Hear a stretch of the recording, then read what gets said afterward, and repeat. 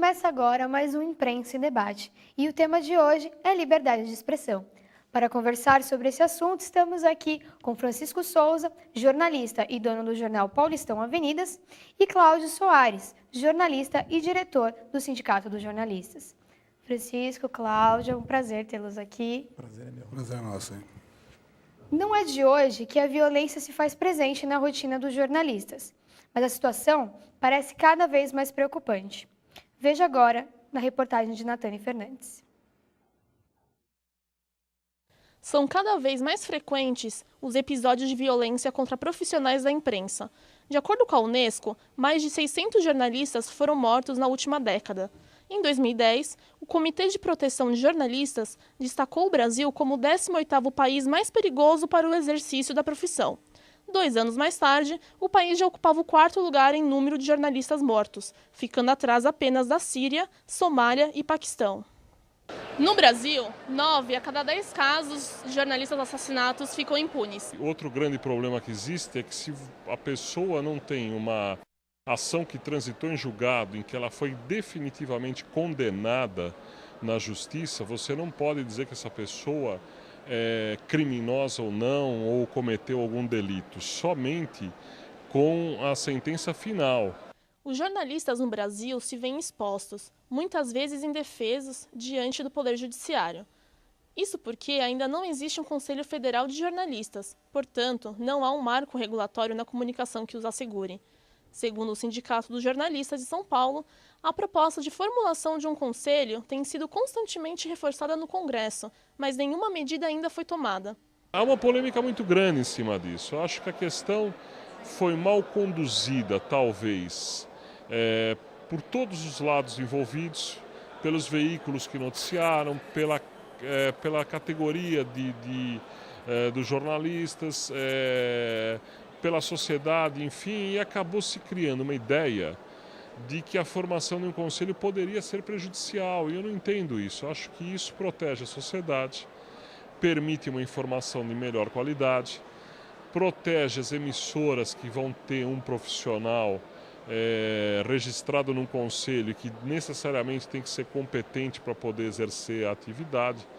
Acho até que protege as relações entre as emissoras pequenas e grandes, entre os contratos que há, enfim, eu vejo com bons olhos isso. Cláudio, você acha que a criação desse conselho seria realmente relevante para o jornalismo? Faria alguma diferença ou não? Faria bastante diferença. Eu acho que o conselho é uma necessidade para a população, para o povo brasileiro. Não é uma questão só dos jornalistas, porque garantiria uma qualidade de informação maior. Hoje em dia, nós temos a FENAGE, que é a Federação Nacional de Jornalistas, que acaba assumindo várias funções que não são exatamente as funções de uma entidade sindical, porque ela tem que cuidar de uma série de questões que um conselho poderia cuidar. E em 99, quando a proposta foi retirada do Congresso, ela recebeu um ataque muito grande de empresas de comunicação, dizendo que isso seria uma restrição à liberdade de imprensa, o que não é verdade. O que nós queremos é uma regulamentação da profissão e o exercício da profissão em melhores condições. O Conselho ajudaria nesse sentido, seria bom para o povo, seria bom para os jornalistas profissionais também. Será que se os jornalistas se mobilizassem em massa em prol disso, o Congresso aprovaria isso por conta da pressão? É o que eu espero, né? Nós, no Sindicato de Jornalistas e a FENAGE, todos os sindicatos de jornalistas do país fazem um trabalho no sentido de criar as condições para que isso aconteça. Como eu disse, em 99, como houve uma pressão muito grande contra, ficou difícil retomar logo em seguida essa discussão. Mas está entre as preocupações do sindicato e dos sindicatos de jornalistas em geral. Eu acho que a mobilização dos jornalistas é importante, sim, é necessária. Ser jornalista no Brasil é bem difícil, principalmente nesse país onde a profissão é pouco valorizada, né? O que a gente faz é um serviço público. A gente conta fatos, mesmo que às vezes a gente não possa publicá-los na íntegra. Você acha, Francisco, que nesse caso há realmente liberdade de expressão, uma vez que o jornalista fica meio condicionado? Então, é uma questão bem complexa, né? Eu penso assim, liberdade de imprensa, liberdade de expressão, ela é limitada, tanto em regime autoritário como em regime democrático. É claro que em regime autoritário ela é mais cerceada, é pior, evidente. Mas dentro da democracia você também passa por situações assim de cerceamento da liberdade mesmo. Por exemplo, um jornalista, por exemplo, que trabalha num jornal que tem uma tendência governista, ele se sente cerceado em fazer uma matéria denúncia contra aquele governo.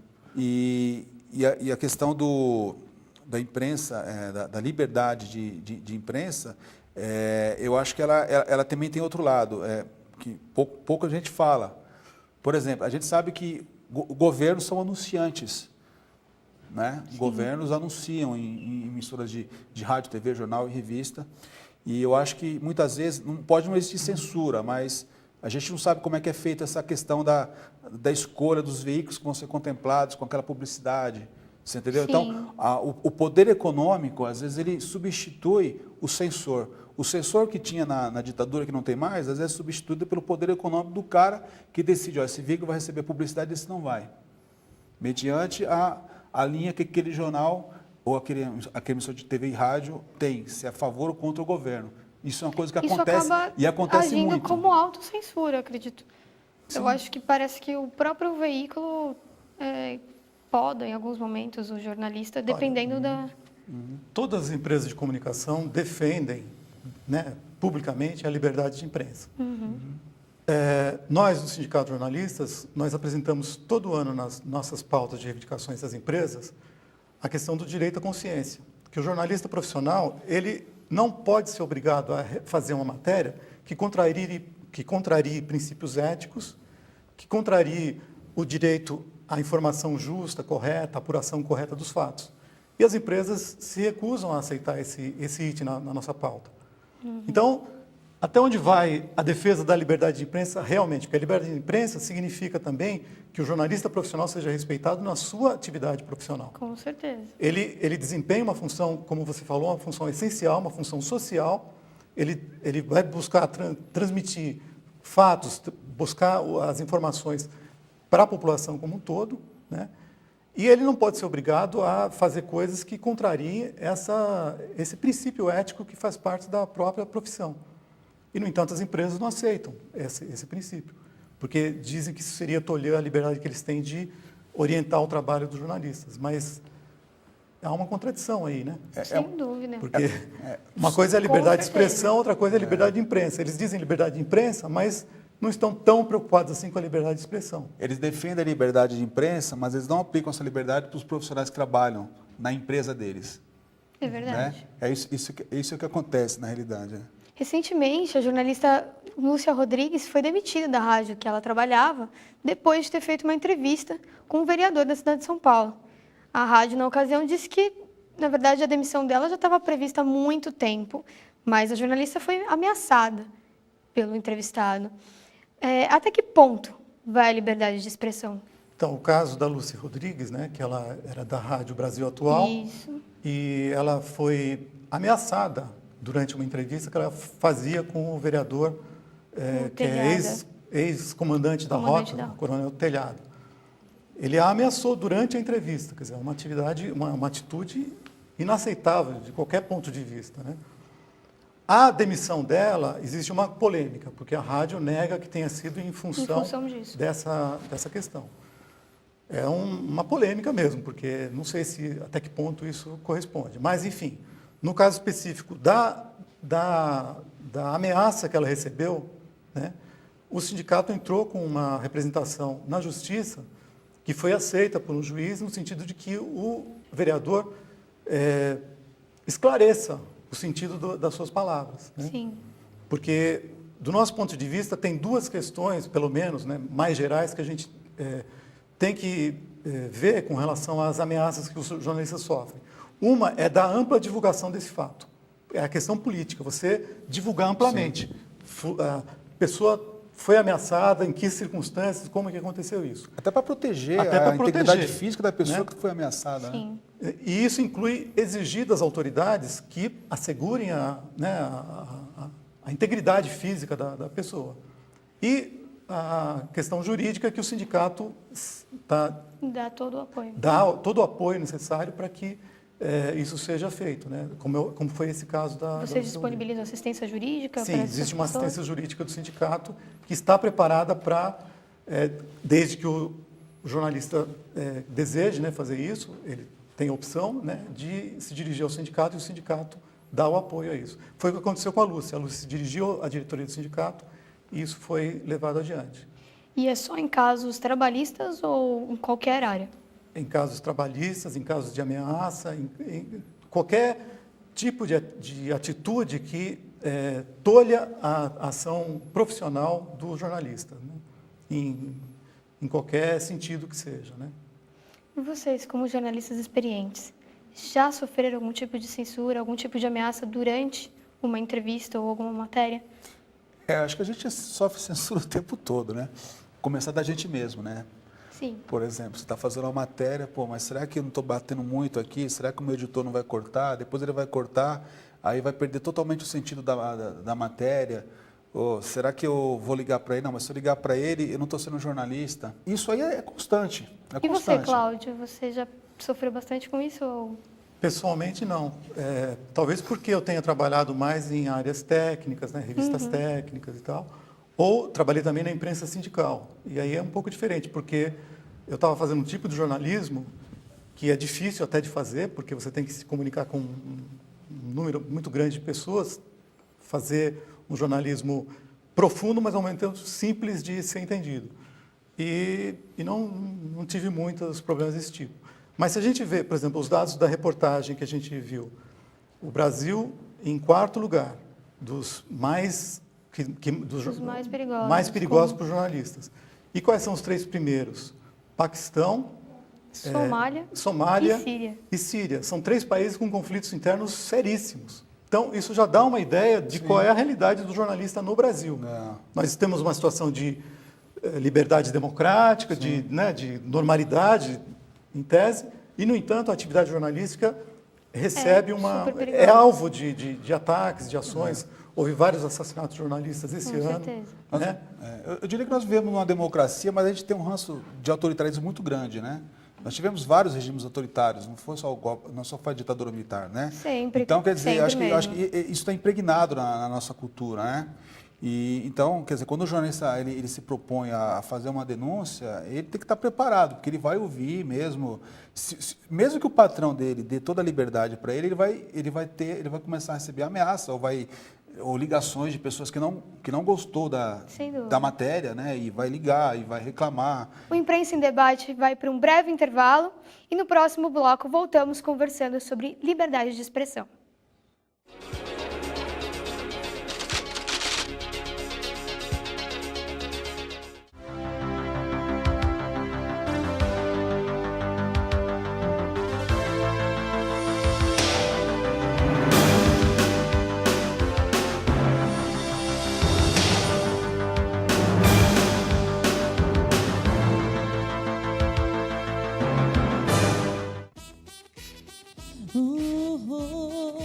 Gosta de música? De videoclipe? Quer conhecer novos artistas? Então se liga no Caixa de Som, toda sexta-feira, 9h30 da noite.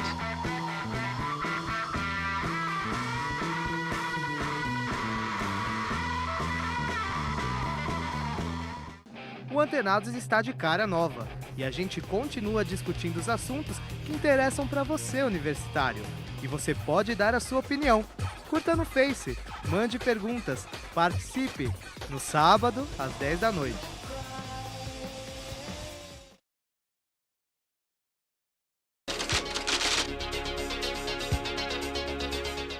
Estamos de volta com o Imprensa em Debate. Conosco no estúdio estão os jornalistas Cláudio Soares e Francisco Souza. E o tema de hoje é liberdade de expressão. Quando a gente fala de censura, todo mundo já pensa logo em ditadura militar, né? Uma época onde eles usavam, eles oprimiam realmente o jornalista como uma forma de calar, né? E a gente vê isso presente até hoje, por mais que não seja tão explícito. Eu queria saber de você, Francisco, que tem um jornal.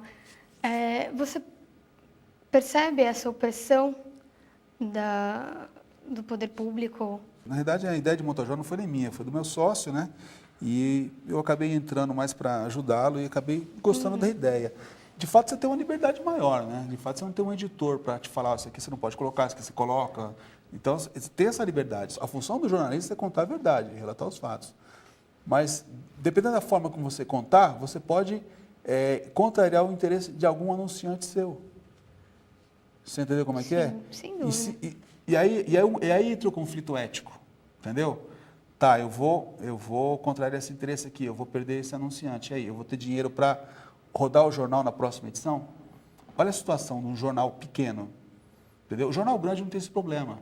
O jornal grande, ele denuncia, não quer nem saber. Se ele perder o anunciante aqui, ele tem vários depois, o jornal vai rodar do mesmo jeito. É uma situação complicada de jornal pequeno, que é uma coisa que eu não sabia quando eu escrevia para os jornais pequenos, né? Eu não imaginava que a coisa era assim. E hoje, trabalhando lá dentro, quer dizer, sendo dono, eu já sinto isso na pele, entendeu? Então, às vezes, eu acabo sendo um censor de mim mesmo.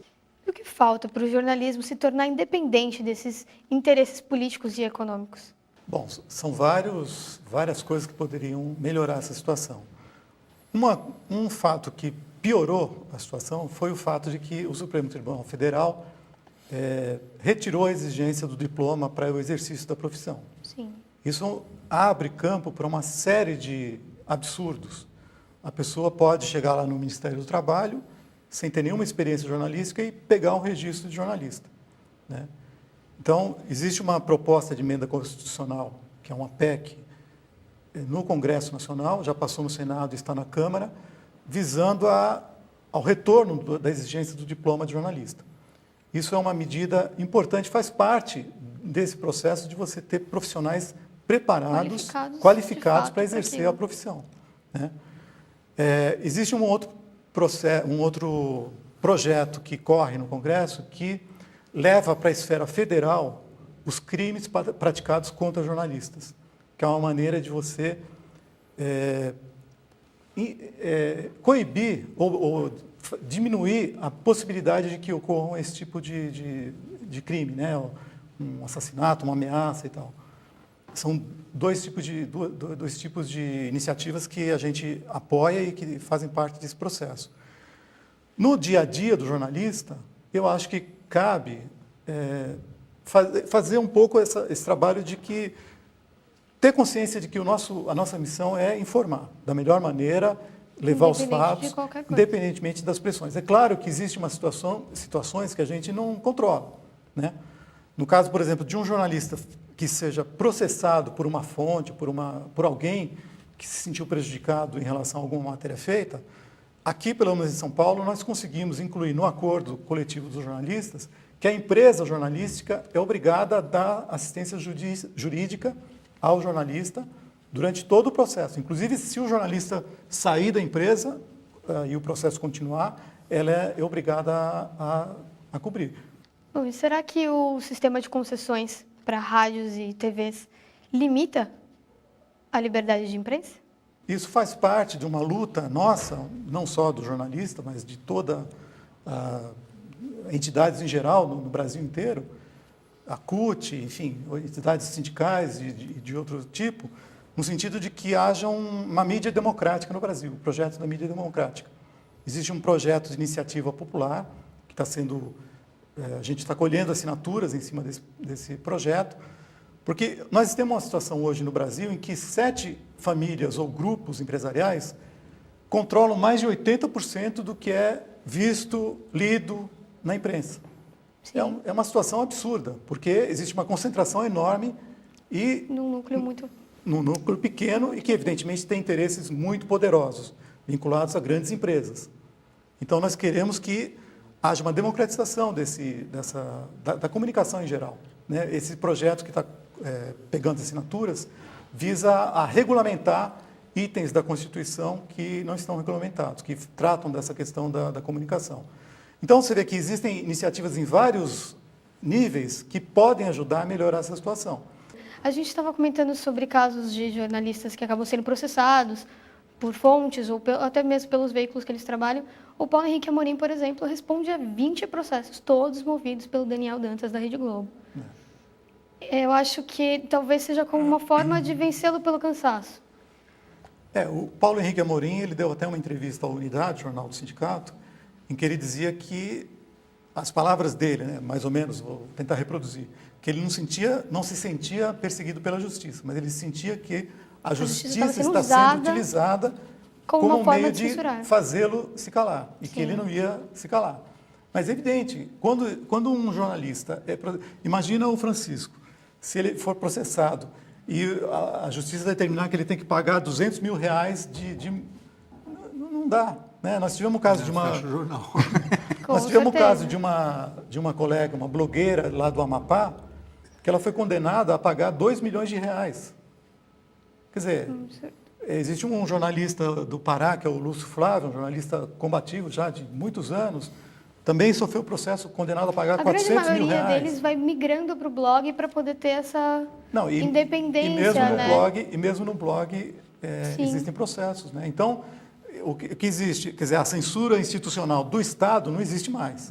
Agora, a utilização da justiça para fazer com que o jornalista se cale, existe. Sim. Porque como é que um profissional, uma pessoa como essa colega do Amapá, vai pagar R$2 milhões?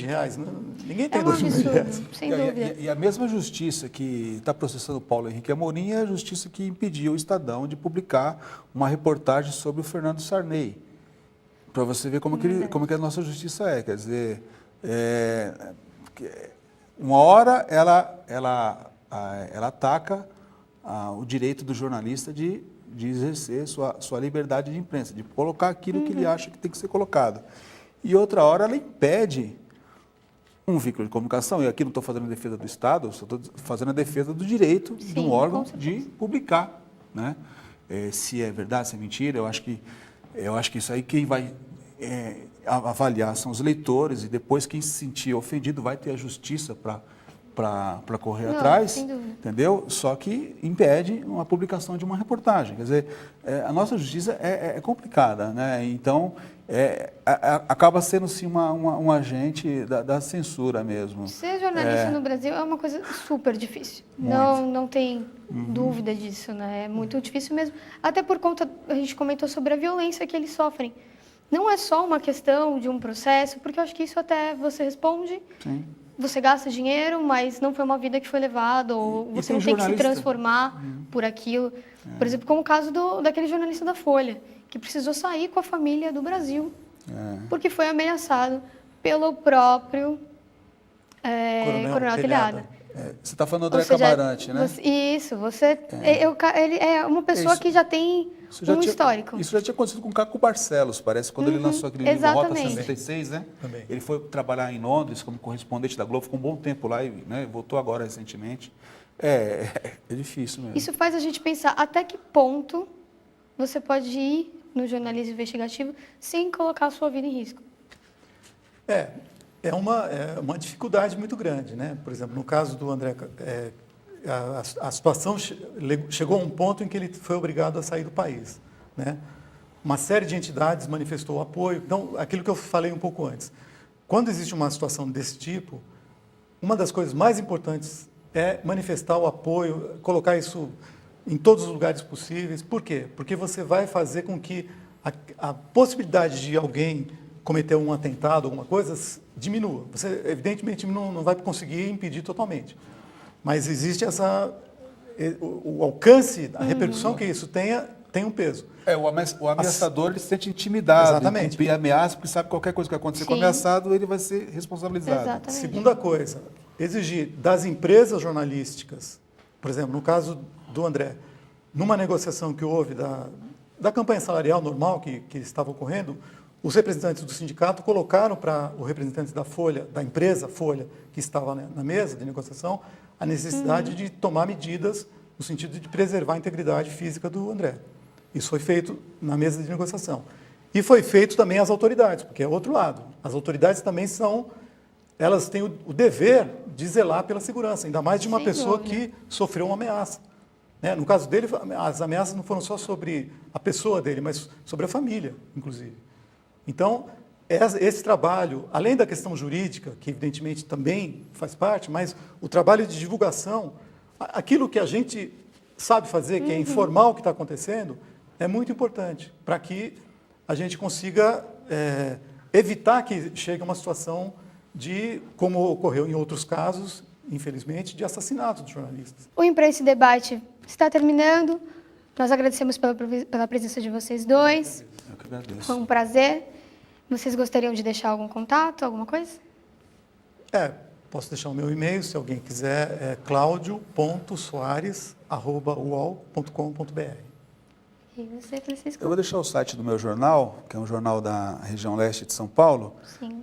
www.paulistãoavenidas.com.br. E quiser mandar alguma sugestão de pauta, quiser conversar comigo, pode mandar um e-mail, Souza com Z, Jorn, JORN, de navio, @hotmail.com.